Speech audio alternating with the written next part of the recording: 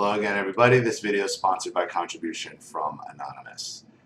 Dear Ollie, first I'd like to thank you for your contribution to the world and also thank all the listeners who have submitted their stories.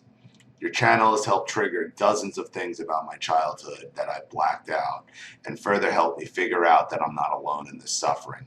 I am reaching out to you because I feel like I am in hell trying to reconcile and atone for a life of gaslighting and narcissistic abuse as the golden child. I am a male in my mid-20s right now. I was the golden child of my covertly narcissistic alcoholic mother and her pussified, rich, enabling husband, my father. Her pity parties were extravagant. She would get wasted and turn the sad fucking music cup on full blast, signaling to me and my older brother of 2 years that we were simply not good enough and that we clearly didn't even bring her a sliver of joy. Then my feckless father pretended like it wasn't happening.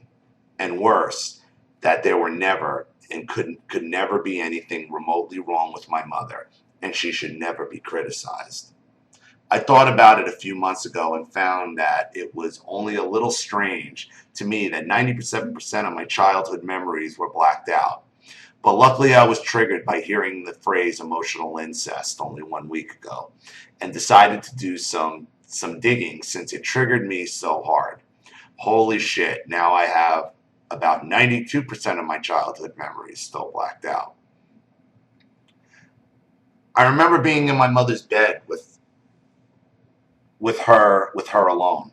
I was somewhere from 4 years old to 8 years old, and she already been busy making me into her new husband. I wanted my mother to feel better since she was so sad, and she was only happy when she was with me, vamping all my consciousness and pure love for her sick narcissistic supply. I had already picked up on the fact that I was the golden child. Clearly my brother did not have this special relationship with her. For the longest time, I just assumed that the youngest child was the favorite in every family. I think we were surrounded by other narcissistic families. That time in bed, I remember it was dark. In my infinite wisdom, I asked my mother if she liked me better than my brother. Yes, she said, but don't tell. It's a secret. The most sinister part of this abuse is how covert it is. There is nothing to point to such as bruises or scars, and people can only point the finger right back at you and say, she wasn't abusing you, she was loving you. In fact, for my entire life until recently, I actually believed my mother truly loved me, and she loved me more than my brother. In my eyes, he had just gotten the short end of the stick, but his life wasn't really all that bad. I remember my brother being gone at school, my dad gone at work, my mother letting me play with her breasts and nipples on her bed after she showered. I called them her buttons, and it was not to mention this to my father. Dude, that's a little bit more than emotional incest. That is physical incest, which you probably figured out after starting down the road of emotional incest.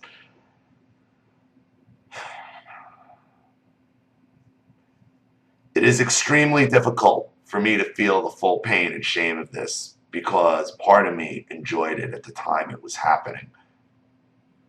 The dynamics between men and women also make this abuse incredibly difficult to talk about. The dominant stereotypes of the culture are so insensitive that I fear men might say something to me like, who doesn't like boobs? Fucking gag people. Well, men like boobs, but not your mom's boobs. But that's the toxic poisoning that's put into the golden child's head. Do you see how screwed up these golden child children really are? My mother has developed this close relationship with me, and I trusted her with my life. Therefore, she groomed me into her pedophilia, and I recognized this as the only way I knew how to be loved. This completely hollowed out my soul and left me as an empty shell, left to wander the planet in an unending existence of sexual shame, one I mistook for normalcy. My mother controlled and policed every sexual impulse from within me, even when she was not around, and when I would see breasts or anything to do with sex, I became so sick to my stomach that I had to cry. So many memories involved with this. I was my brother's friend and we often had fun together. If he harbored resentment, he did so quietly, and he was rarely bad to me. I wasn't bad to him as a kid either, except perhaps by displaying my status of being secretly better than him in my own covert ways. There is no way for me to gauge whether or not this was calculated. I might never get back these horrible memories. Both my parents were always way harder on my brother, but most of those memories are contained in the other 94% that are blacked out. My childhood was enveloped in such a deep shame that my brain tried to protect me from the abuse, which permeated nearly every memory. My scapegoat brother eventually committed suicide after being gaslighted into madness. And I helped because my confusion was so strong. What was it that he was exhibiting? What was this thing that resembled love, which he was attempting to share with us, horrible people, and why did it hurt us so much? We secretly blamed him for 5 stays in the mental hospital. I ask, why does this have to be my life? How can I live with the guilt and the grief and the shame? The only way I know how, after uncovering the truth of what happened to me and my brother as children, is to go no contact. I at least owe it to my brother to cut those 6 bucks out off of supply. That's exactly what I did 3 days ago. Said that I wouldn't talk to them until my mother went to rehab. I said she could send me a letter when she was done and I'll decide whether or not I wanted to talk to them ever again. I plan on tearing it up if it ever arrives. I will never forgive that sick cunt for ruining my entire life and my brother's life with her pedophilia and narcissism. I am probably going to lose an enormous estate over this, and the abuse had stopped with the passing of my brother. But as a golden child, the abuse comes from within. I would trade all that filthy fucking estate money for some genuine self-love, which I am slowly regaining as I am ripping my mother's tentacles off of horror from my soul. I have only consciously hated these people for a week. I could go on and on about this for days. As I write this, I am gaslighting myself into believing I am a covert narcissist trying to cover my ass somehow. By confessing to all of this and pretending to be a good person. I'm terrified of that notion. I mean, really, how hard would it have been for me to narc the fuck out? This is what I wanted to do. Have children to fill the emptiness within my soul. That is how I was raised to believe life was. Was I at one point a narc? And if I recovered from it, does that mean I should hold out on my parents recovering? This is how deep my mother's sick shit goes into me. It is so close to my soul that no matter how hard I try to escape it, I feel like I am only doing this to prove to myself that I am not a narcissist, so I can go off being a narcissist without consequence. Biggest disgusting mind ever. I've been doing okay, but writing this letter has really demoralized and depressed me very deeply. I hope that this helps others in my situation. I feel guilty whenever I see scapegoats on YouTube. I've only narrowly escaped due to channels like yours, and I feel like I must repay the world with my story. But I am nowhere near ready to come out yet. My mother within me is trying to kill me. I guess you could say it's been a pretty eventful week. Peace and true love, Anonymous.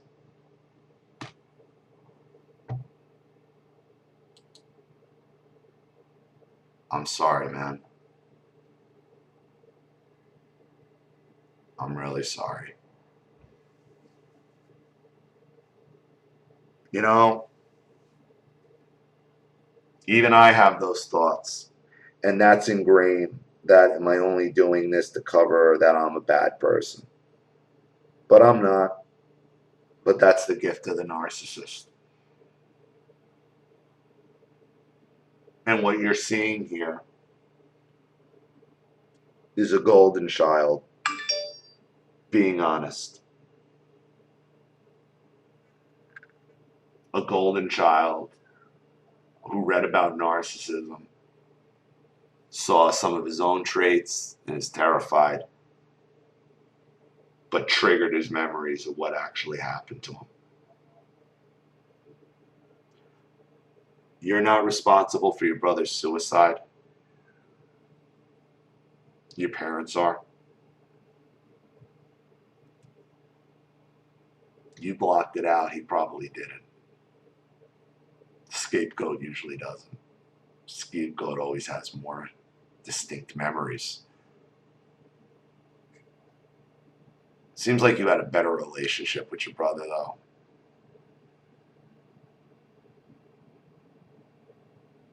I can only imagine the pain you're in right now.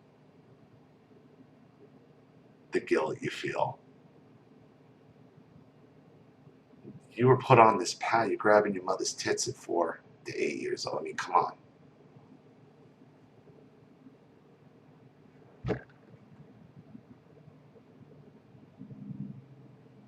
As far as your parents, your mother goes, there's no helping her, and why would you want to? Why would you want to? Look at what she's done. And now that your brother's gone, it's only a matter of time before she turns her supply on you until you become the scapegoat. That's just how it works. And I realize you're probably really confused and angry and guilty. But you're the victim too. Even as a golden child. You tell a 4-year-old that I like you better than your brother. I mean, that's some serious damage on a mentality. But your subconscious from the sexual abuse is what drove you to look at narcissism anyway. You knew inside that there's something seriously wrong and I got to figure this out. That's why you're here. That's what led you to look it up. That's golden children who are to become actual narcissists don't do that. They will do everything they can to protect the lie. And you are so trained to keep your mouth shut that even telling the truth, you will convince yourself, I'm just doing this to protect myself. And that's not the truth at all. So I applaud you for what you're doing. I thank you so much for an honest look inside the narcissist golden child's mind and what's happened to them as well. Most golden children can't be helped, but you obviously can. You're seeking it, you want it, you got to work through it. And I hope you do. Now that you've kind of gotten a basis and things are falling into place and starting to make sense, you're going to be dealing with a lot of anger, a lot of rage. But you can't go back. They already killed one brother, destroyed the second. They're undeserving of any of it. If the death of your fucking brother didn't drive her into rehab to force her to change, you not talking to her ain't going to do shit. They're just going to scapegoat you either way. It's lose-lose. So, thank you for your contribution. Thank you so much for your story. I really appreciate it. Thank you to everybody watching. Please leave any opinions or advice in the comment section below. And once again, if you have a story you'd like me to read on the channel, a narcissist you'd like to expose, or a topic you'd like me to cover, you know what to do with the PayPal and my email link in the description box. I have the video right back to you. This is Ollie Matthews. Thanks for watching.